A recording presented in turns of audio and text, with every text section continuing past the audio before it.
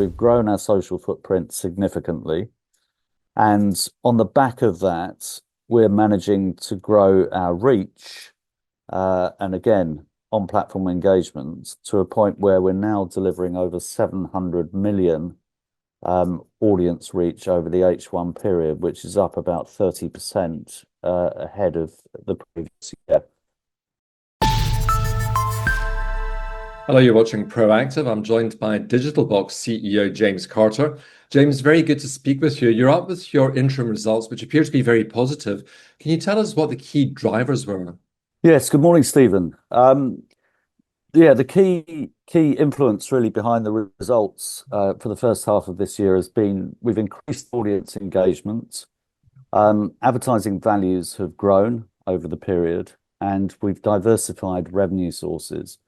So just to drill a bit deeper into each of those three key elements, then audience engagement is really the amount of time that we're spending with each consumer that comes to our content on our websites. And we've grown the number of page impressions, which is a great proxy for the amount of time spent on our websites, by 15% compared to the previous year. So audience engagement is up, which is a fantastic result given a fairly volatile market for most publishers. Advertising values have grown again. For anyone that may have access to something called the Ezoic Advertising Index, you can see that H1 24 was certainly ahead of H1 25 by about 5 or 10%. So we've managed to sort of buck the trend of the market by increasing our session values over the period and growing advertising by 12%, or growing our revenues by 12% over the period. But thirdly, diversification has really been quite key to our performance in H1 too, where we've managed to, since the AI tools have started to roll out about a year and a half, 2 years ago, we very much recognized the need for us to increasingly exist on platform, i.e. within the walled gardens of the major platforms, and we've monetized that increasingly well as growing the portfolio, which has given us a greater number of assets that we're operating, which again adds to the diversity and the strength of the business. Can you tell us a bit more about the on-platform monetization, James? Yeah, certainly. As I said, when the AI tools began to roll out, we felt that most of the major tech platforms would squeeze publishers increasingly for time, and that's proved to be the case. So basically, they're holding users on platform, and really that offers publishers two options. One is to continue to run their own open web businesses and increase engagement with audiences on the open web, and two, increase engagement and relationships with their audiences within the walled gardens. So if we're stepping back to when we floated the business, we had about 2 million followers, or that's, sorry, 3.5 million followers when we established the business and floated it on AIM. We've now got approaching 30 million social followers. So we've grown our social footprint significantly. And on the back of that, we're managing to grow our reach, and again, on-platform engagement to a point where we're now delivering over 700 million audience reach over the H1 period, which is up about 30% ahead of the previous year. Now, reach is not the only identifier of the earnings you may create on the platform, but it's certainly a good proxy. And it follows that we've managed to drive on-platform revenues from 160,000 in H1 24 to 400,000 in H1 25. So increasingly, we're seeing the value of our follower base and reach delivery recognized fairly significantly within the walled gardens. So that's really, really important part of the diversification plan. Just going back to audience engagement, can you tell us a bit more about that, please?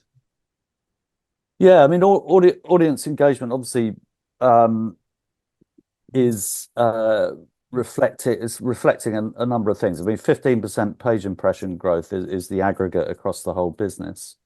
Um, drilling down into what has done well, TV Guide in particular grew very well with 25% growth in sessions compared to the previous year.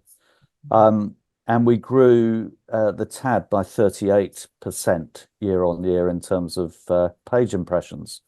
So collectively, we're generating more time with consumers, which really just enables us to roll out increased monetization of business. And both are great results because they reflect strengthening on-platform engagement, delivering greater audiences to our website. So it's a really good result from what is quite a challenging market as the AI tools sort of change really what's happening for most publishers. So after a good first half, James, how does the future look? Well, I think I've just been listening to the news on the Today program this morning. It wasn't the most rosy sort of feeling and start to the day, but I think the macro conditions, it's fair to say, are pretty turbulent across the economy, across the media market. We shouldn't shy away from that, but also with that brings opportunities. I think businesses were certainly looking at some businesses that are really quite challenged by the changes that are taking place, and those are providing opportunities for us for future growth. But we remain confident, really, that our agile approach can really help us navigate the choppy waters. And there's great evidence already there in the first half of this year. Even with the advertising market being down, we've managed to deliver growth of 10-15% on many of our brands in terms of session values. So bucking the market trend has certainly been something we've been able to do. So we remain optimistic about building momentum as we move into 2026 and launching further products as we move forwards. You mentioned opportunities. Does that mean more acquisitions, James? Well, certainly we continue to look at acquisition opportunities. We continue to look increasingly at more diverse acquisition opportunities, things that will future-proof the business and enable us to have a different risk profile to the one that's currently in place. But to be completely honest, I can't say what we're looking at right now. But it would be nice if we could announce some further acquisitions after we did make some smaller acquisitions in the first half of this year. So we did acquire the Life Network from Mediachain in the first half of this year and a couple of other small bolt-ons. But yes, we would like to deploy some of our cash to continue to move forwards with further acquisitions. James, but we'll be chatting to you again very soon then. Thank you very much for taking the time today. Thank you very much, Stephen. James Carter, the CEO of Digital Box.